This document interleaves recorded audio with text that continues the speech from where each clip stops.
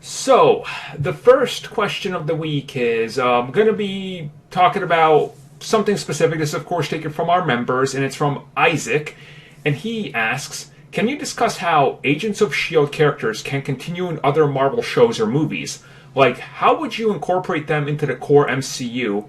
Or how you would incorporate any Jeff Loeb shows into the core MCU, actually? So we're going to talk about everything that came from Marvel Entertainment, Marvel Television, which includes all the Netflix stuff, the Hulu stuff, the yet unreleased Hellstrom, and all that stuff that came out. How do you go about incorporating this into the core MCU Kevin Feige continuity so they acknowledge each other?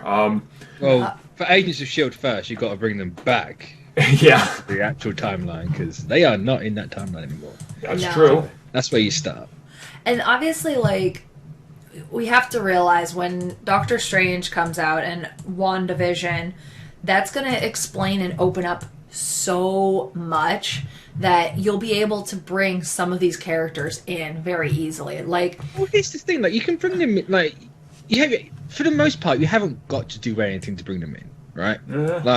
Daredevil and everyone, you just say they're in there. Right. The Avengers aren't in the city anymore; they're in upstate New York, so they're slightly separated from each other. You just got to film some things in each show to, have the event take place there. Cloak and Dagger's different state. You don't need much crossover there. So only Runaways. Mm-hmm. The only real problem is Shield.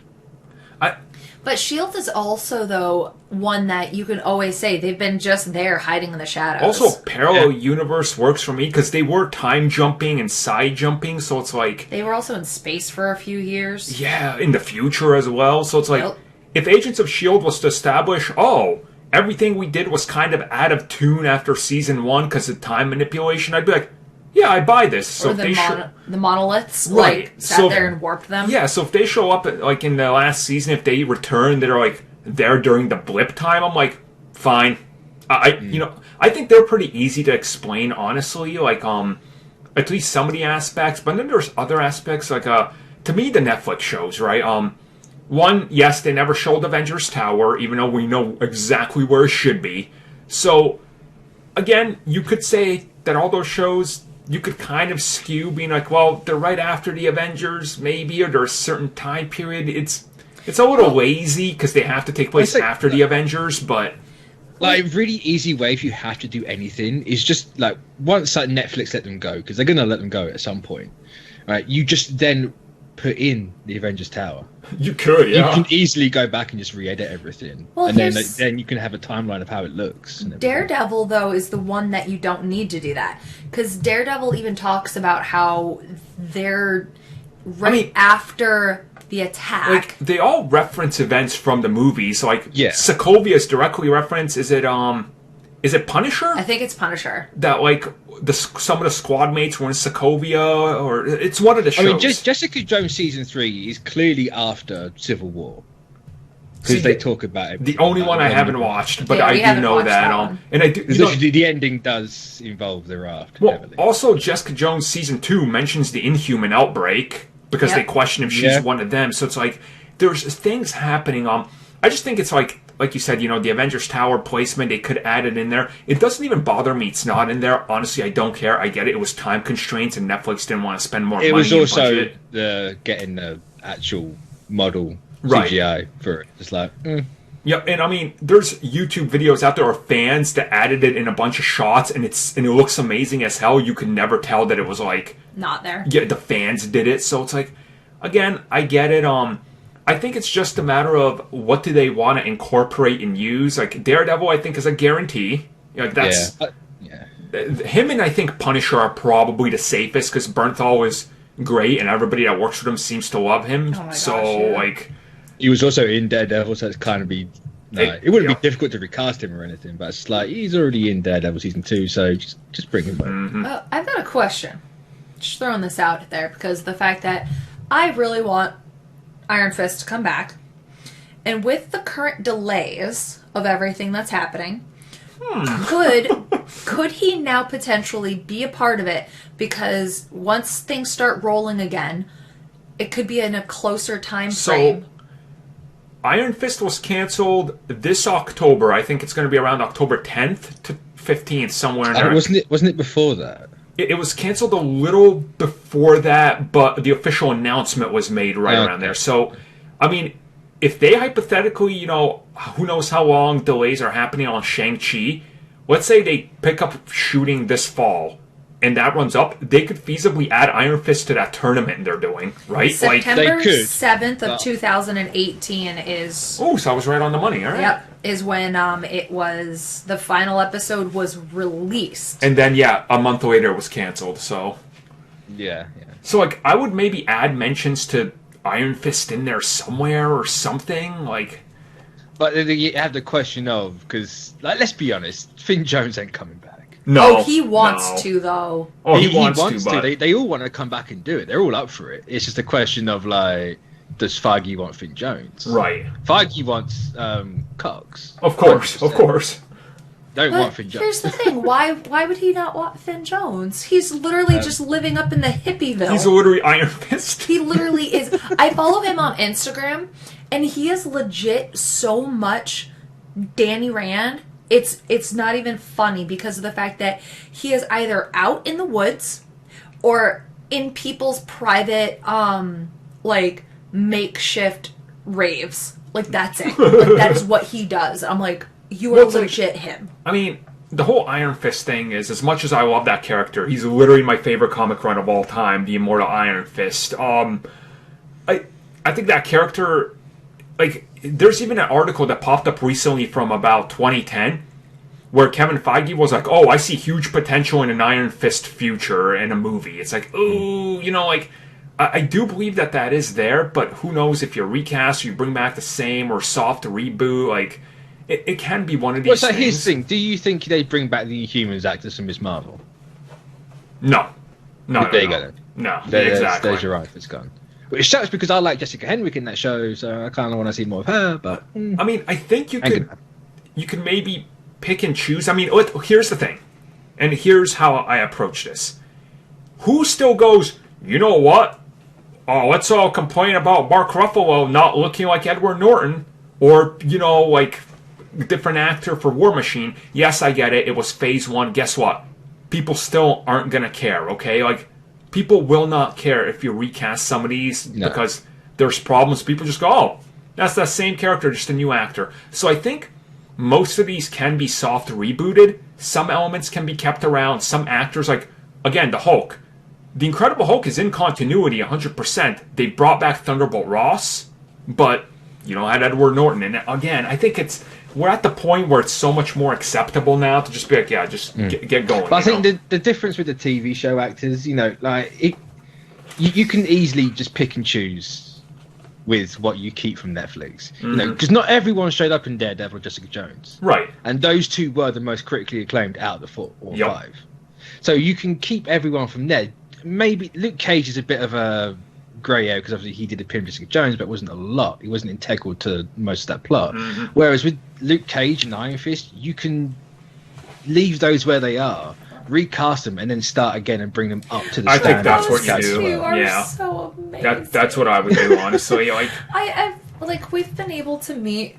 Both of them. I met both of them. You didn't meet Luke Cage, but they when you sit there and you asked both of them about the characters that they were playing, you can tell when somebody is just saying something compared to the light up in their eyes. You could tell a job versus a passion. You could tell with those two. Same with Charlie Cox when we met him. Gosh. He was literally and that's the thing. For example, them, and then just to quickly kind of sidestep to another character before I forget him, Ghost Rider, right?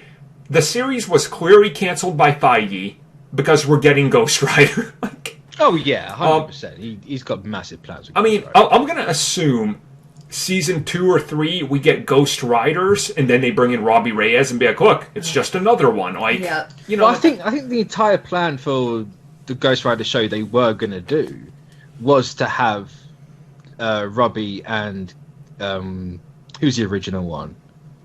The cowboy or No, is it Johnny Blaze? Yeah, Blaze. It was going to have Blaze and Robbie in there, and it was going to kind of like. Was it going to be Nick Cage? They were talking to Cage, but I mean, I don't think he. Dude, that would be a redemption arc for him, honestly. Oh my gosh! Like, mind you, Nicolas Cage, the little more indie things that he's been doing lately, have kind of redeemed his craziness. People have been really enjoying those. But like that really would be a way to redeem him as that character. But I can see them just replacing them, even though like the issue is like I've fallen so in love with all these people as these characters, like Ansem as Black Bolt. So sad that he's not coming back. He even tweeted about it, being like, you know what? I've moved on. I have a new thing, and I am happy the Inhumans are coming back. Am I sad? And the worst part, yes, the worst part about him though is some people are like, well, he could have acted better. I'm like, if you watch Star Trek Discovery, he's the standout of that entire show as I can't remember, Captain Pike. That's his name. So like. That's the thing, like, I just think a lot of the TV stuff was missteps for one reason or another, specifically the Scott Buck shows, which... It was all Paramount's fault, isn't it? Yeah, it is. So how do you just integrate these by saying, yeah, they existed, you recast, and you keep going? Because that's what I would do. Like, that's 100% what you do. Which ones? All of them, or just pick and choose? Pick and choose. So pick and choose, and I'd recast Iron Fist, get rid of Luke Cage, all the Inhumans, they'd go. Yeah. Anything the Inhumans people you have to respond have. to, I'd get rid of them. Mm-hmm. The Inhumans, the entirety of them, the movie or the show is going to be there.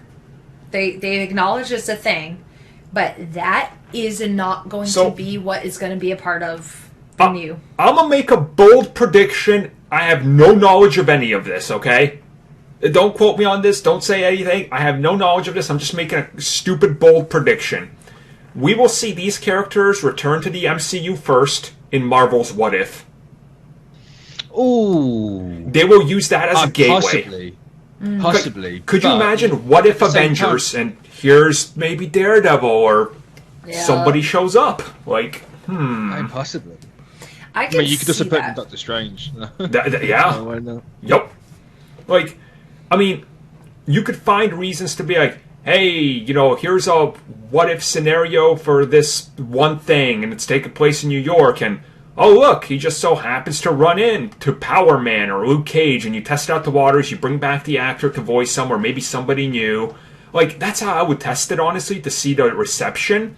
And if people are really like, oh, hell yeah, it's like, all right, I guess we know what they want. But at the same time, is it worth testing? Because we know they're going to be in Ms. Marvel, because we know Ms. Marvel's going to be Inhuman. True. Yeah. So they're still kind of like, it's like, that happened, ignore it. That doesn't happen in here. We're going this way now. I think in Ms. Marvel, they were going to completely 100% reintroduce how the Inhumans are, and how they're going to have to do that is going all the way back to the beginning. How do you integrate Agents of S.H.I.E.L.D.?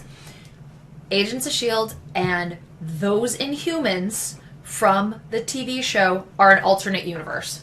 That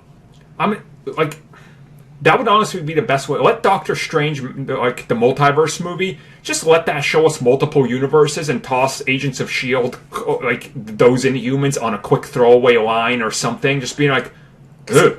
Come on. That's it. What was happening with the last season of Agents of S.H.I.E.L.D. and the fact that, like, another portal opens and, like, these bird things that go inside of people. Like, that is not happening while the Avengers are walking around, people. Like, no, it's not, because they're in a different universe then. Exactly. Because, like, the Thanos attack happens, and then Earth is still fine in Agents of S.H.I.E.L.D. I'm like, no. Yeah. Oh, that don't fit no timelines. Like, yeah, I think they'll explain it all. So hopefully that answered your question there, and when we know more. Also, just put Daisy in this or is it Daisy? Yeah, put Daisy in like the sword. Oh, totally.